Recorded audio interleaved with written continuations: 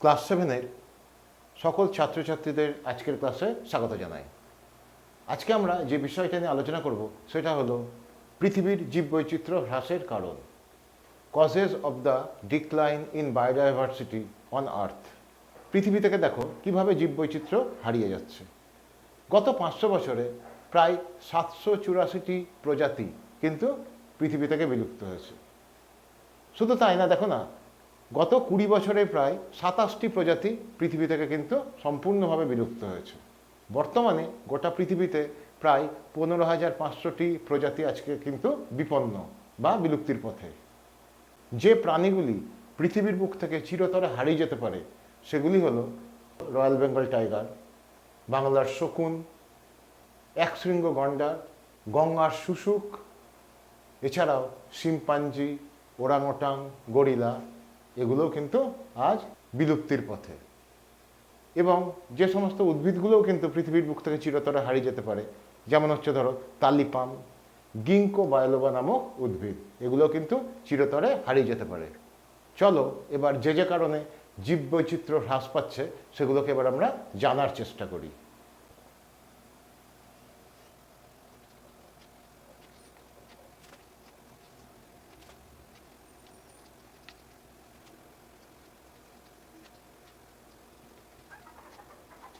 পৃথিবীর জীববৈচিত্র্য হ্রাসের অনেকগুলোই কারণ আছে। তার মধ্যে অন্যতম হলো বাসস্থান ধ্বংস, চোরার শিকার, পরিবেশ দূষণ, জলবায়ুর পরিবর্তন, অতিরিক্ত অর্থনৈতিক ব্যবহার, পরিবেশে নতুন জীবের আগমন। তাহলে প্রথম কি না, বাসস্থান ধ্বংস।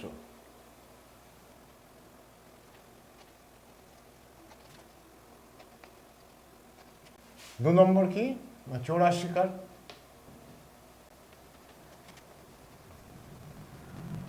তিন নম্বর কি না, পরিবেশ দূষণ।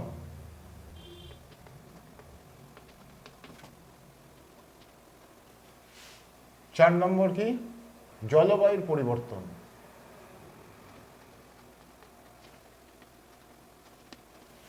পাঁচ নম্বর কি, অতিরিক্ত অর্থনৈতিক ব্যবহার।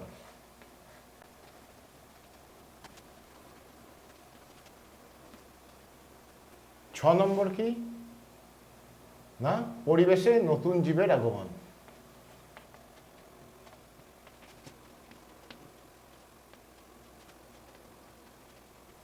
তাহলে দেখো, 1 নম্বর পয়েন্ট কি না, বাসস্থান ধ্বংস। মানুষের দৈনন্দিন বিভিন্ন চাহিদা পূরণ করার জন্য আজ বন জঙ্গল কেটে ফেলে বসতি স্থাপন, কলকারখানা তৈরি, এইরকম বিভিন্ন কারণের জন্য কিন্তু আজকে বিভিন্ন জীবেদের প্রাকৃতিক বাসস্থান কিন্তু আজ ধ্বংস হচ্ছে। এর একটি প্রকৃষ্ট উদাহরণ হলো সাইবেরিয়ান বাঘের বাসস্থান হারানোর ফলে তাদের সংখ্যা কমে যাওয়া। সেকেন্ড পয়েন্ট কি না, চোরার শিকার। বেআইনিভাবে পশু শিকার, গাছ কেটে ফেলা এবং বিভিন্ন জীবজন্তুর দাঁত, চামড়া, লোম, শিংয়ের লোভে প্রাণীদেরকে কিন্তু হত্যা করা হচ্ছে। এর ফলে কিন্তু জীববৈচিত্র্য ভীষণভাবে বিপন্ন হয়ে পড়ছে। যেমন সুন্দরবনের বাঘ, এছাড়াও হাতি, গন্ডারের সংখ্যাও কিন্তু উল্লেখযোগ্যভাবে কমে যাচ্ছে। থার্ড পয়েন্ট কি না, পরিবেশ দূষণ। মনুষ্য সৃষ্ট বিভিন্ন প্রকার দূষণের ফলে কিন্তু আজ জীববৈচিত্র্য ক্রমশ হ্রাস পাচ্ছে। যেমন কারখানা ও কৃষি জমিতে বিভিন্ন প্রকার রাসায়নিক পদার্থ ব্যবহারের ফলে সেগুলি জমির থেকে গঙ্গার জলে গিয়ে মিশছে এবং গঙ্গার জলে দূষণ ঘটাচ্ছে। এর ফলে গঙ্গার একটি প্রাণী কিন্তু আজ বিলুপ্তির পথে, যেমন গঙ্গার শুশুক। ফোর্থ পয়েন্ট কি না, জলবায়ুর পরিবর্তন। গ্রিন হাউস এফেক্ট, ওজোন স্তরে ছিদ্র ইত্যাদি কারণের জন্য পৃথিবীর গড় তাপমাত্রা কিন্তু ক্রমশ বেড়েই চলেছে। এই পরিবর্তিত জলবায়ুর সাথে খাপ খাওয়াতে না পারার জন্য আজ কিন্তু বহু উদ্ভিদ প্রাণীর কিন্তু বিলুপ্তি ঘটছে। ফিফথ পয়েন্ট কি, অতিরিক্ত অর্থনৈতিক ব্যবহার। লালচন্দন, শ্বেতচন্দন, সর্পগন্ধা এবং কস্তুরী মৃগ প্রভৃতি উদ্ভিদ ও প্রাণী অত্যধিক ব্যবহারের ফলে আজ কিন্তু অবলুপ্তির পথে। সিক্সথ পয়েন্ট কি, পরিবেশে নতুন জীবের আগমন। বিদেশ থেকে আগত কচুরিপানা, পার্থেনিয়াম, এই সমস্ত উদ্ভিদগুলি এদের অত্যধিক বৃদ্ধির জন্য আমাদের এখানকার যে সমস্ত দেশি উদ্ভিদগুলো আছে সেগুলো কিন্তু আর জন্মাতে পারে না, ফলে দেশি উদ্ভিদগুলোও কিন্তু বিলুপ্তির পথে। আফ্রিকা থেকে আগত তেলাপিয়া মাছ, বড় জাতের মাগুর, এই সমস্ত মাছগুলো আমাদের দেশি মাছ যেমন তেচোখা, খোলসে, মৌরলা, এই সমস্ত মাছের কিন্তু অবলুপ্তি ঘটিয়েছে। এখন একটি প্রশ্ন চলো জেনে নিই, কোন কোন প্রাণী দাঁত, চামড়া, শিং, লোম, মৃগ নাভির জন্য চোরা শিকারীদের হাতে শিকার হয় এবং ওইগুলি কী কাজে ব্যবহার হয়, এবং প্রাণী হত্যা না করেও ওই জিনিসগুলোকে কিভাবে পাওয়া সম্ভব, চলো আমরা স্ক্রিনে দেখে নিই।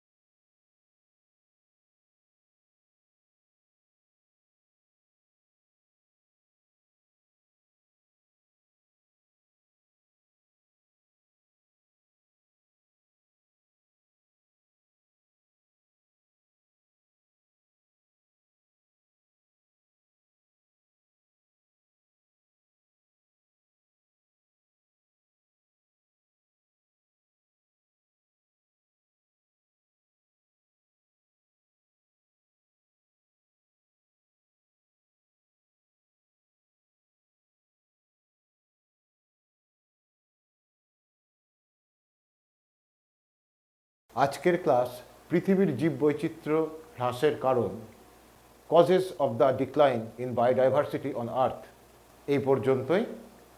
আশা করি ক্লাসটা তোমরা সকলে বুঝতে পেরেছ। যদি তোমাদের কোনো প্রশ্ন থাকে অবশ্যই কমেন্ট করে জানাও, যাতে পরবর্তী ভিডিওতে আমি এই নিয়ে কিছু জানাতে পারি তোমাদেরকে।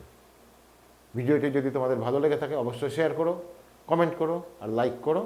আর যারা নতুন আমার চ্যানেলে তারা অবশ্যই সাবস্ক্রাইব করে বেল আইকনটি প্রেস করে, যাতে নতুন ভিডিওগুলো নোটিফিকেশান তোমাদের কাছে সময় মতো পৌঁছে যায়। তোমরা সকলে ভালো থেকো, দেখা হবে আবার আগামী সপ্তাহে।